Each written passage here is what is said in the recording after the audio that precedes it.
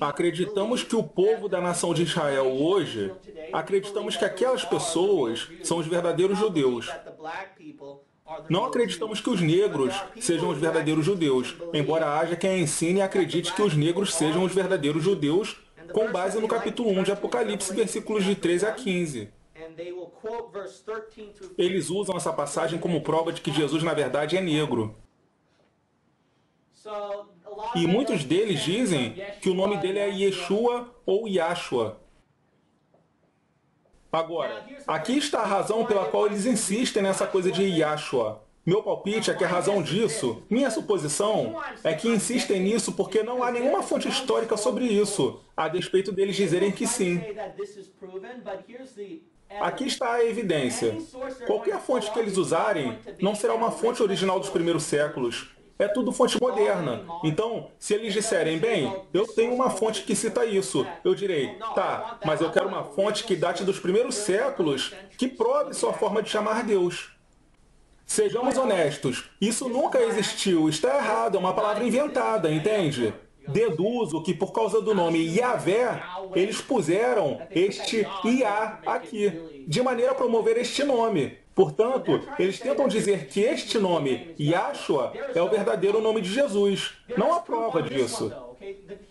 Já este aqui tem uma evidência. A transliteração hebraica de Jesus é esta. Esta é a transliteração hebraica de Jesus. A evidência desta transliteração está no texto massorético. Existe evidência deste, até mesmo nos escritos hebraicos dos primeiros séculos. Então, perceba que para este temos fontes originais. Fontes originais. Mas isso não é tudo. A maior evidência a favor do nome Jesus é, sabe o quê? O fato deles não terem prova alguma quando te dizem que ele é errado.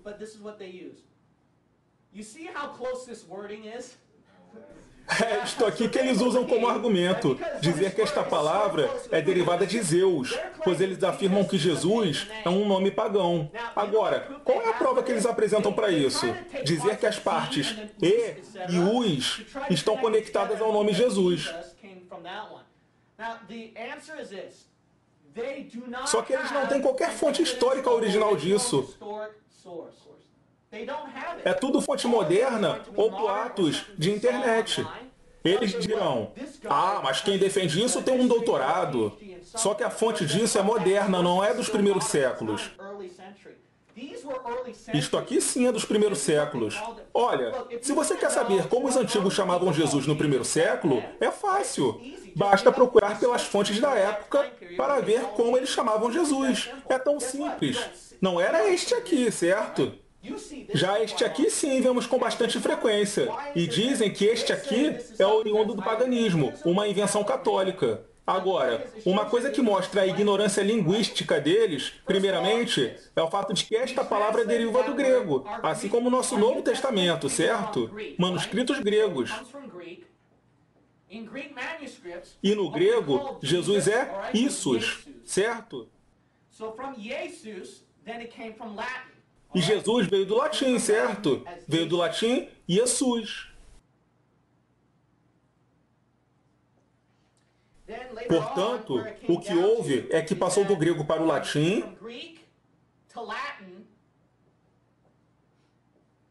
e do latim para as outras línguas europeias, até virar Jesus.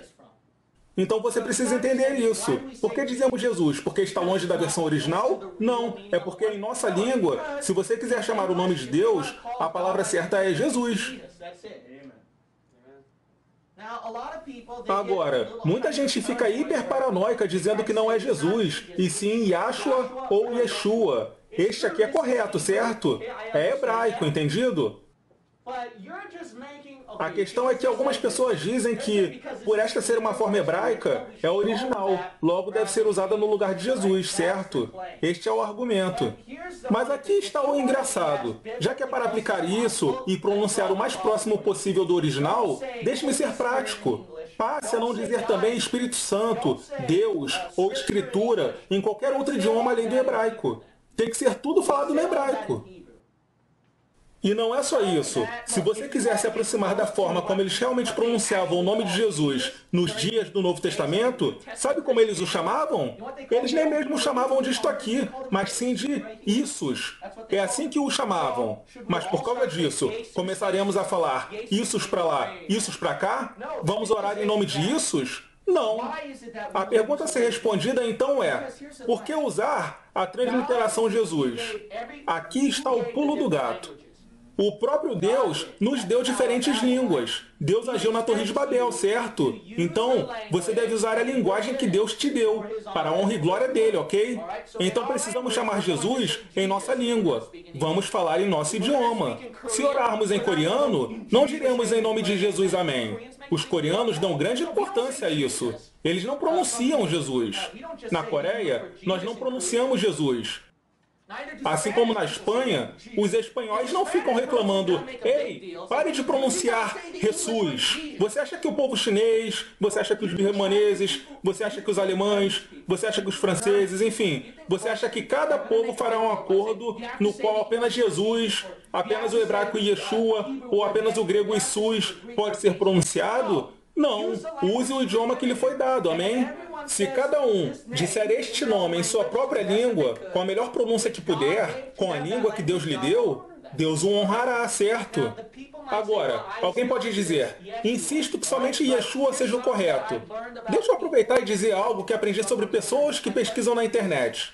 Por que devemos insistir com isso quando ao longo da história os cristãos latinos sempre usaram este nome aqui, quando os gregos sempre usaram este nome? Por que pessoas de fala inglesa, por exemplo, do nada deixaram de fazer algo que os cristãos sempre fizeram?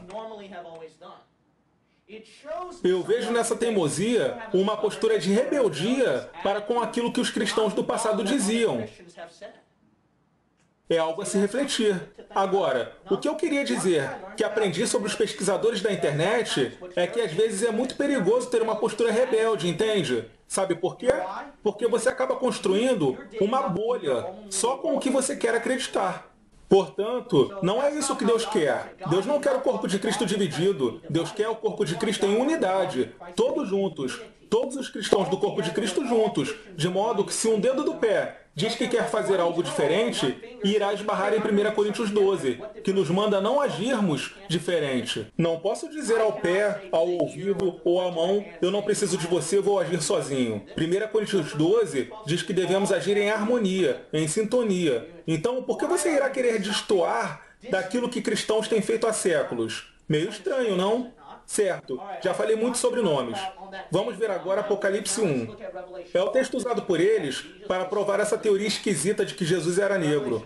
Apocalipse capítulo 1, versículo 13. E no meio dos 7 castiçais, um semelhante ao Filho do Homem, vestido até os pés de uma roupa comprida, e cingido pelos peitos com um cinto de ouro, e a sua cabeça e cabelos eram brancos como lã branca, como a neve, e os seus olhos como chama de fogo. Agora vem a prova.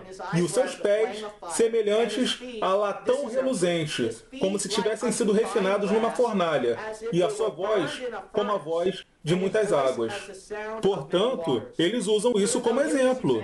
Eles dizem que o texto mostra Jesus como um biscoito queimado. Olha, eu não sou racista, não estou corroborando esse ensino racista. Então, se essa ideia soa racista para você, saiba que isso vem dos negros do movimento hebraísta negro, ok? Eles insistem em dizer que esse texto apresenta Jesus com os pés como biscoitos que assaram demais no forno até ficarem queimados, o que provaria a negritude dele. Se isso soa racista para você, saiba que os próprios negros dizem isso. O movimento hebraísta negro, não eu, certo? Eu jamais diria isso, certo?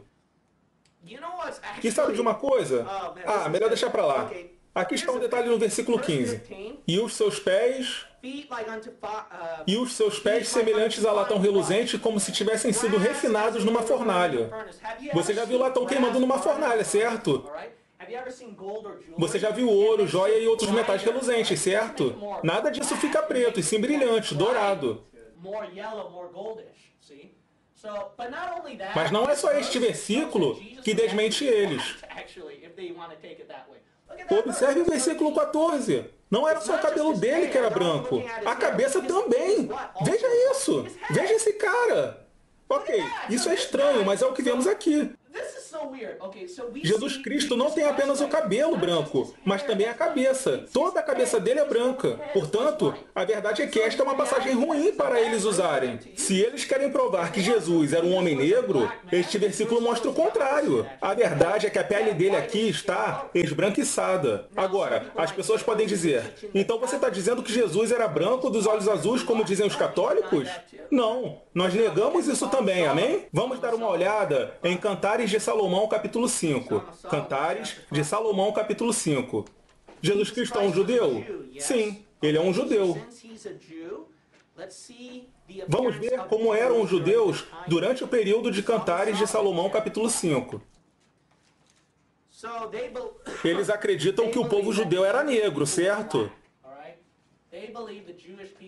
Mas a Bíblia vai mostrar a você bem aqui, neste Cântico de Salomão, as características de um judeu, sendo que Jesus Cristo é conhecido como o rei dos judeus, certo? Não só isso. Sabe o que é realmente engraçado?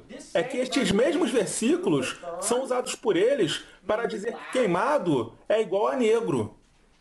Eles é que ensinam que queimado é igual a negro, certo? Não eu. Essas pessoas dizem isso, não eu, certo? É algo totalmente tendencioso e isolado. Agora, quando você olha para o Gênesis, vê que um dos filhos de Noé é Cão, certo? E o movimento hebraísta negro vai insistir que eles não são descendentes dele. Alguns deles argumentam que eles não descendem de Cão. Mas você sabe o que significa Cão em hebraico? Uau! Uau! Veja, queimado e negro. Isto é o que Cão significa. E isto aqui não é prova de nada, porque, 1, eles descendem de Cão, e 2, Jesus não é negro. Esta passagem é uma espada de dois gumes para eles, pois ela acaba servindo, na verdade, como um argumento contra o movimento hebraísta negro. Não se trata de uma boa passagem para apoiar o movimento hebraísta negro. Vamos ver Cantares de Salomão, capítulo 5, versículo 10. Cantares de Salomão, capítulo 5, versículo 10. O meu amado é branco e rosado. Ok? Olhe para suas feições. Ele tem pele branca. A sua cabeça é como o ouro mais apurado. Os seus cabelos são o quê? Crespos, pretos como o corvo. Portanto, ele tem a pele branca e o cabelo preto. Versículo 12. Os seus olhos são como o quê? Os das pombas. Ok. Você já viu o olho de uma pomba? Ele tem olhos como os de pombas.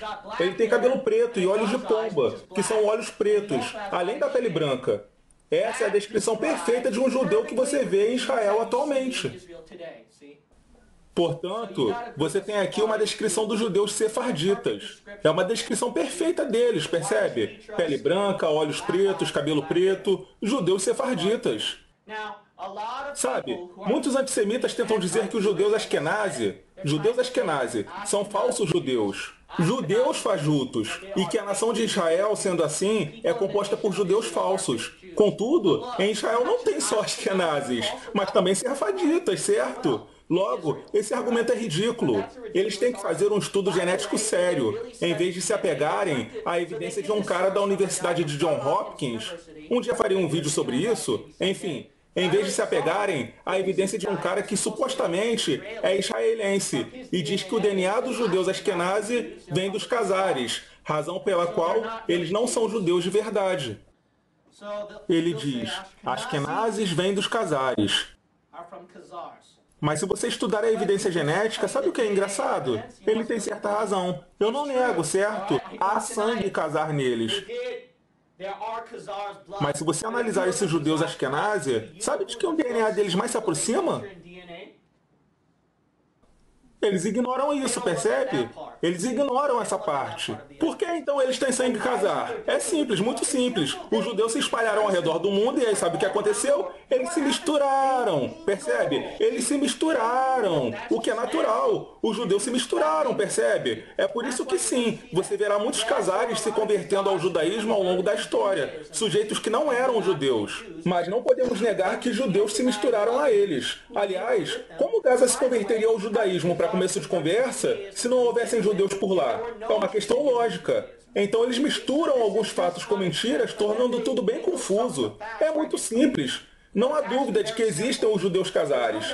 Porém, quando olhamos para a linhagem genética, vemos que eles se aproximam disso. Por quê? Porque esses judeus foram para essa região e se miscigenaram. Por isso é tão simples. Goste você ou não, a Bíblia mostra que Jesus se parecia com isso e que este realmente é o povo de Deus. Os negros definitivamente não são o povo escolhido de Deus.